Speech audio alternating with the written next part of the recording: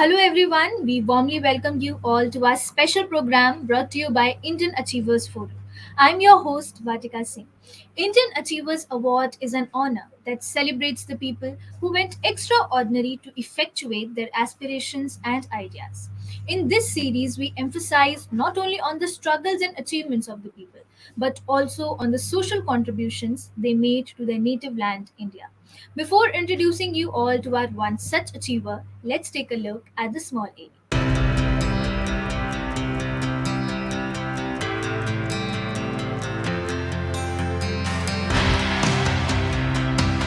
Indian Achievers Forum is driven by a full-fledged advisory board. The board consists of experienced personalities who have excelled in their respective careers. Together, the forum organizes conferences, events, workshops, exhibitions, trade shows, and B2B initiatives in India as well as abroad. Where there is passion, there is achievement. And where there is achievement, there is Indian Achievers Forum.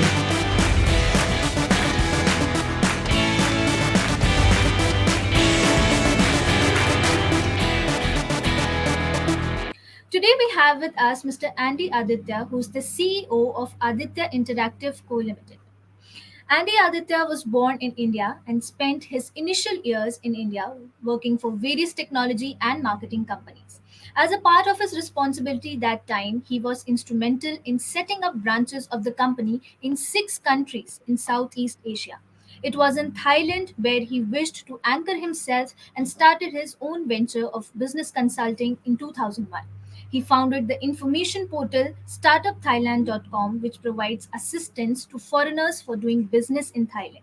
Since then, as a CEO of Aditya Group, he has consulted over 100 companies encompassing 17 diverse industries and has been dubbed as a startup specialist, advising business owners for effective business startups and success. Hello, sir. How are you? Hello, how are you, Vatika? I'm fine as well, I'm good. sir. I'm good. Yeah, all right. So before entering into the questions, I'm very keen to know that what inspired you to pursue this particular business. So I think it's very important that I tell you something about the past because I'm coming from a business family. My father as well as forefathers used to be in business, but my parents never really wanted me to be in business because of there's a lot of uncertainty, you know. So they wanted me to have a stable job, and so that's why I spent my first initial 10 years working for different companies in various sites. So I have been shuttling between jobs. Finally, actually, I came to Thailand as a country manager for a particular company. And my job was to set up the branch in Thailand. After setting it up for 1.5 years, my job was to shift to Australia. The moment the company offered me a job in Australia, I thought it was the right time to quit. And because I never really wanted to go to Australia, I love Thailand. So I thought, okay, it's the right time to quit. It's a good opportunity for me to quit. And then I just quit the job. And then I uh, thought what I can do for Thailand, in Thailand rather. So after thinking, I mean, in my initial 1 year stint in Thailand for my company to set up the branch, I found there are a lot of gaps. You know, there are language issues, there are cultural gaps, there are, bureaucracy in Thailand, and there is nobody where I can go for help. You know, so I faced this challenge uh, myself a lot. So I felt, why not I set up a one-stop house where any foreigner can come and get advice, free advice, as well as total execution of the project.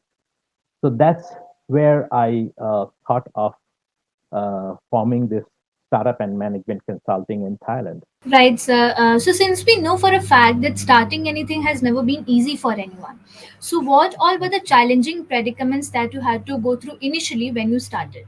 Well, yes, of course. I mean, there were a lot of challenges.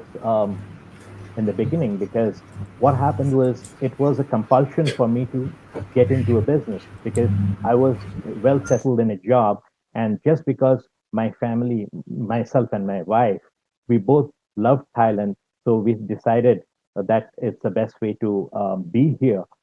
I quit my job and I thought it's an opportunity, it's a God given opportunity to me to be an entrepreneur. But I never knew that it would be so hard, especially in an alien country like Thailand, where, I don't speak the language, and bank balances are low. And, I have a newborn child to support. I have no relationship, established relationships or relatives in Thailand who could support me. So basically, the biggest challenge was to survive myself in this country. And over here, Thailand is such a country which doesn't give bank loans to foreigners. It's like impossible for me to get into the business as we started, right? So basically, I I was at home for 3 months thinking aloud, of what I can do and how I'm going to do it, because it's easy to quit because I was never interested to work anymore. The passion inside me was urging me to start up something, but I don't know what, and how. But each week that passed was like years to me, you know. It was like that. So, but anyway, so all these hurdles I passed out slowly and steadily, and finally it was good, and we could get the first client, and then I moved on slowly and steadily, and it's been 20 years since then. Right, sir. So now I'd like you to tell something more about the product and services with which you cater to your customers. Okay, okay. See, basically, we have formed this startupinthailand.com. It's an information portal where any foreigners can log into the portal and they can get free information of everything related to Thailand business. There are uh, every questions which could be answered there. Apart from that, we provide services. So, services like we provide everything under one roof, like starting from providing service office space to legal services to business development consulting to marketing services like digital marketing, you know, um, representation services. What happens is, like when earlier, when any foreigner would like to come to Thailand and they would approach a lawyer, they can do only the legal registration of the company. Beyond that, they couldn't help. They have to go to a service office. They could only set up the office, but nothing beyond that.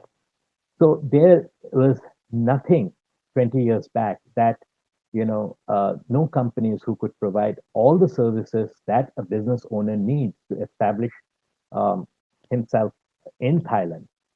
That is what I started. So even till today, I would say we are quite exclusive in that field. And there are, to my knowledge, there are not anyone till now who is doing everything under one roof. I mean, we have been catering to Indian clients a lot, starting from Tata, Thermax, ZTV, Paharpur Cooling Towers, just to name a few, who I have handled them to, to come into Thailand. So it's been quite beneficial and a good service that we are providing to all the foreigners. We also have a service called end-to-end management of the whole project. Like if any foreigner would like to only invest in a branch, or if they would like to only invest some fund for starting up a project in Thailand, for example, setting up a factory, setting up shops, setting up uh, anything in Thailand, we can do end-to-end project execution. It's something like a BOT concept where we help them to start up and end the project. Till the end, we handhold them we run the project for them for 3 years and then hand it over to them after the ROI is done. So it's our responsibility to make the ROI for them. So that's something which I don't think any other company can provide here. So that's a responsibility we have with us as a team. So since then, some of the clients have really benefited out of it. So yeah. That's really great, sir. Since we know that we all have certain plans for our future, so what are your future plans in store with respect to the organization? Okay. I would say in startup in Thailand, since we are specializing in startups, uh, whether it's small or big. Um, for me, I always wanted to enter into new ventures, every year almost. So the clients have been helping me on that because each client which comes to us is different and they have different projects to start up. So, but I do have certain areas where I have personal interest. So as the CEO of Aditya Group, I have chosen three startups which I have just started. One in IT technology, in cybersecurity, and in IT software development. Uh, one in logistic business, which is mainly freight forwarding business, and the other one is about to start. We have plans for exports of ingredients, natural ingredients from Thailand. So that's we are planning for next year. So my 5-year plan from now would be to uh, build on these startups and get them growing, get a proper revenue, ROI, everything done in the first 3 years, and then establish it um, as a proper business for next 5 years. And apart from that, obviously, I'm also on the lookout for good technology startups where we can, as a group, can invest and run it. That's about it.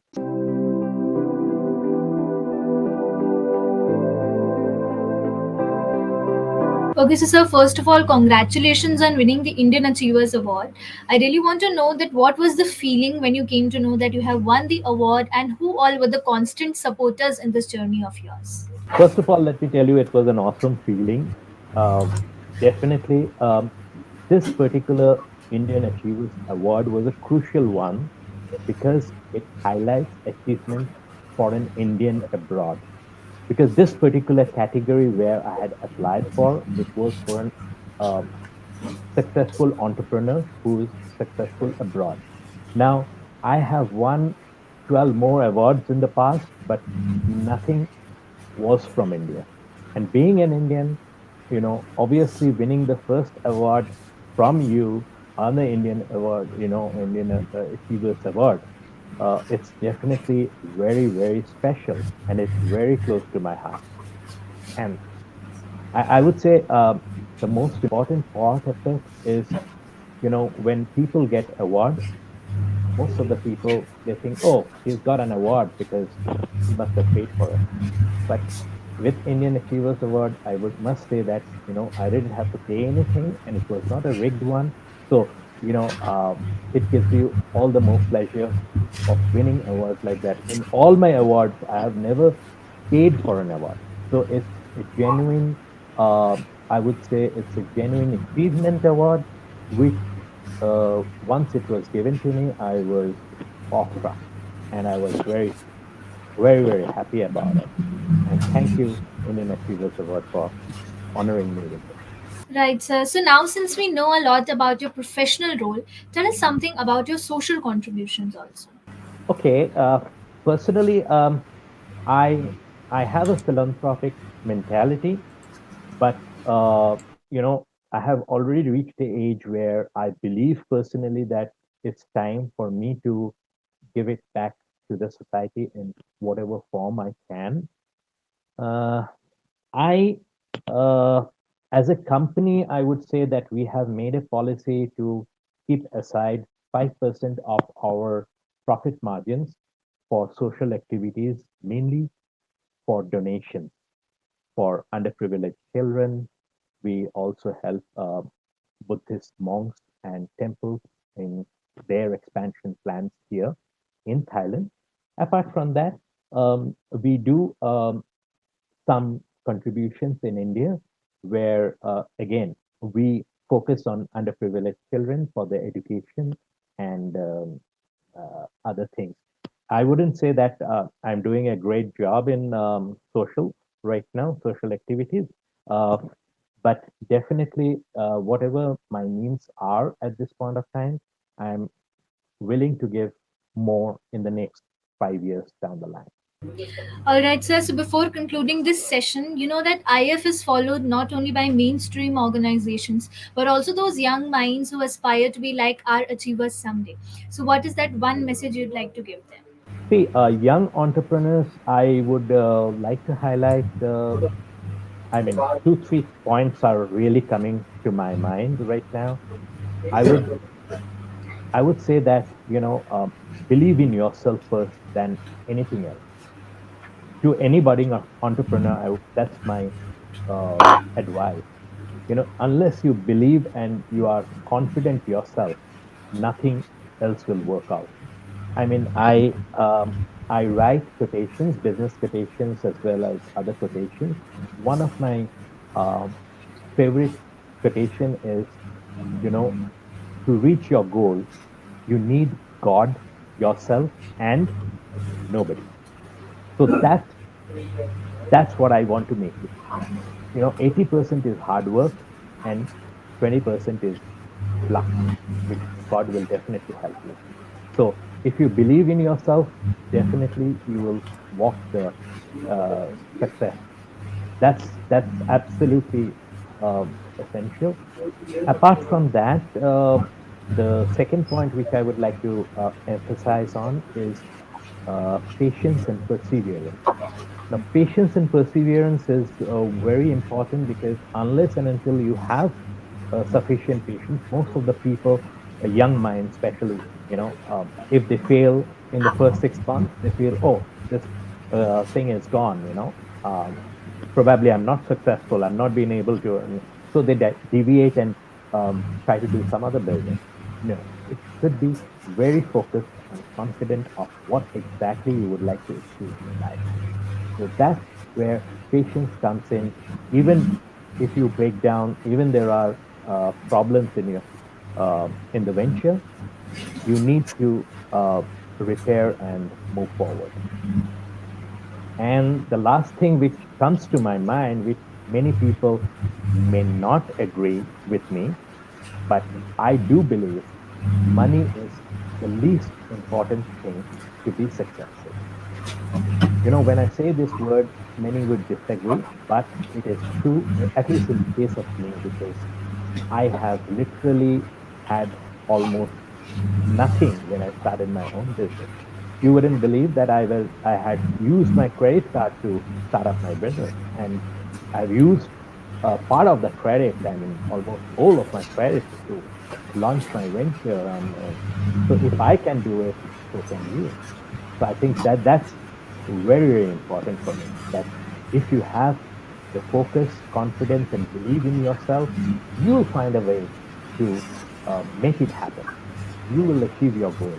Money will definitely come in from any source. That's secondary. I mean, it's important, definitely, but it's secondary. That's what I think. And that I must say, sir, is a great piece of advice. Thank you so much for joining with us today. It was pleasure talking to you, and we hope that you continue to inspire people of all ages forever. Thank you so much, sir. Thank you, Vatika. Thank you very much. Thank you.